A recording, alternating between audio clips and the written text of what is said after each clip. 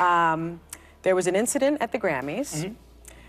It led to you being taken out in handcuffs and arrested. That was wrong. But if you are concerned with the federal election, you don't know who your city council or your wardsman is, you don't know who your mayor is, and you don't have a good list of state representatives. I like to say all of my heroes have been in handcuffs. Malcolm, Martin, Mandela, Medgar. So, I don't. Ever seen a Grammy-winning rapper school a TV host? Killer Mike just did that on The View, and it's wild. Sunny Hostin thought she had Mike cornered, but he flipped the script faster than you can say mic drop. This isn't just another celeb interview gone wrong. It's a masterclass in keeping your cool when the heat is on. Before we move on, I'd like to ask you a small favor. If you appreciate this content, please take a second to like this video and subscribe to the channel. Over 98% of you watch the videos without subscribing. It costs you nothing, but it makes a huge difference to us. So, did you click the subscribe button? Great. Thank you so much. Now, back to the video. Alright folks, buckle up because things are about to get spicy on The View. So there's Killer Mike, fresh off his Grammy wins, probably thinking he's gonna chat about his sick beats and killer rhymes. But nope, Sunny Hostin's got other plans. She's like a shark smelling blood in the water, ready to chomp down on some juicy controversy. Sunny, being the former prosecutor turned TV host that she is, decides to play hardball. She brings up Mike's arrest at the Grammys, thinking she's got him cornered like a rat in a trap. The audience is on the edge of their seats, holding their breath. I walked out with the same dignity and respect that I walked in with. And I would implore people to just take that from it. You won't have to go to protest, we won't have to move you.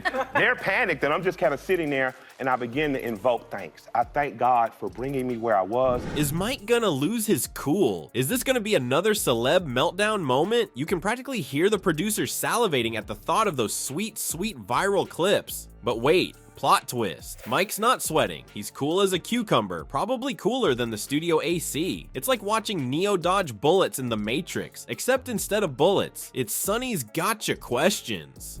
Mike smoothly deflects, saying he can't talk about ongoing legal stuff.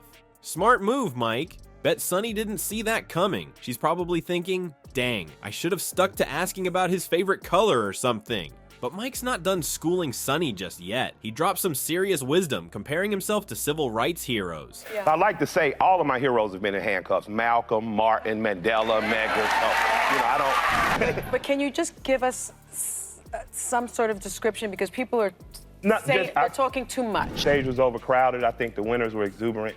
I think security got a little overzealous, and that's all. It's water under the bridge for me. Malcolm, Martin, Mandela, all been in cuffs. Mike's in good company, and he knows it. It's like he's saying, yeah, I got arrested. So what? I'm in the same league as these legends. What have you done lately, Sunny?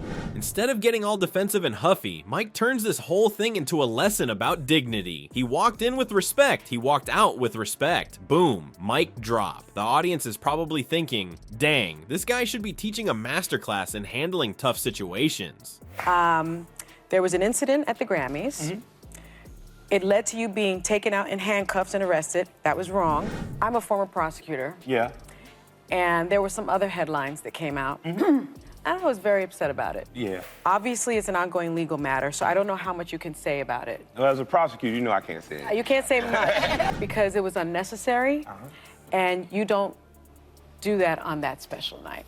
But Sunny's not ready to throw in the towel just yet. She's got more tricks up her sleeve than a magician at a kid's birthday party. You can almost see the gears turning in her head, trying to figure out how to trip up this smooth-talking rapper. Little does she know, she's about to get schooled harder than a freshman on their first day of college. Alright folks, it's round 2, and Sunny's bringing in backup. She's tag teaming with Alyssa Farah now, trying to pin down Killer Mike on his political views. They're fishing for a juicy soundbite, hoping Mike will trash Biden on national TV. A political activist on top of your music, and you were a campaign surrogate for Bernie Sanders. You campaigned for your home state Democratic Senators Raphael Warnock. First of all, I think everyone should focus on hyper-local. We get caught up in the soap opera of federal elections, and that's fine. And John Ossoff. Yep. Yeah, and you got some attention recently for being somewhat critical of President Biden, saying you weren't ready to endorse him yet. But if you are concerned with the federal election, you don't know who your city council or your wardsman is, you don't know who your mayor is, and you don't have a good list of state representatives. But our boy Mike, he's playing 4D chess while they're stuck on checkers. Just when they think they've got him cornered with questions about Bernie and Democratic senators, Mike flips the script faster than a DJ at a block party. Instead of taking the bait, he starts dropping knowledge bombs about local politics. And And let me tell you, the hosts look more confused than a cat in a dog show.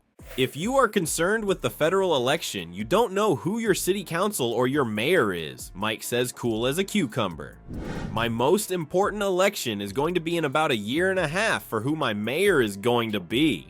Boom, just like that, he's turned their gotcha moment into a civics lesson. But Mike's not done schooling these TV hosts. He starts preaching about the Hope Scholarship in Georgia, explaining how it's helping poor kids go to college or trade school for free. If you're a kid in Georgia, you're poor, you got to be average, you can go to college for free or trade school, he says. The man's got his priorities straight, and they don't include playing political ping pong on daytime TV. And he brought back the Hope Scholarship and expanded it. So if you're a kid in Georgia, you're poor, you got to be average, you can go to college for free or trade school. In my community, I have a push for trades. That's why I support organizations like Georgia Youth Build. I support organizations like Next Level Boys Academy. So in my community, girls are going to college, but boys don't have anywhere to go, and they're not choosing to. Boys, I need my daughters to be able to marry somebody. Right. So, and even in that case, I have said, okay, this governor's doing a good job. And get this, Mike's not just talking the talk, he's walking the walk. He's out there supporting organizations like Georgia Youth Build and Next Level Boys Academy. Why? Because he needs his daughter to be able to marry somebody someday. I mean, who knew a rapper would be more concerned about his community's future than scoring political points? But here's the kicker. Mike's not some wide-eyed idealist. He's as pragmatic as they come. I'm not going to not have dinner with the king on the behalf of my people, he says. Translation for the politically challenged, he'll work with anyone, regardless of party, if it means helping his community. Take notes, politicians. But for right now, I just don't want to be involved in the soap opera because I'm much too concerned about what's going on in Atlanta on a hyper-local level. That's so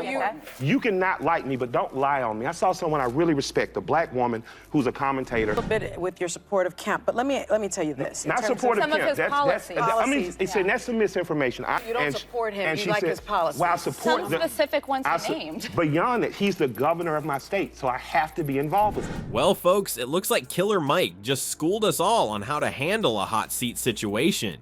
Who knew a Grammy-winning rapper could give us a masterclass in political savvy? But here's the real kicker. While we're all glued to the drama on our screens, the real action's happening right in our own neighborhoods. Remember that research about local engagement? Turns out when more people show up to vote in local elections, schools get better funding and services improve. It's like magic, but with ballots instead of wands. So next time you're thinking about skipping that boring city council meeting, remember, you could be the superhero your community needs. Maybe it's time we all channeled our inner Killer Mike and got more involved locally. Who knows? You might just end up making your town a little bit cooler. And hey, if you can drop some sick rhymes while doing it, even better.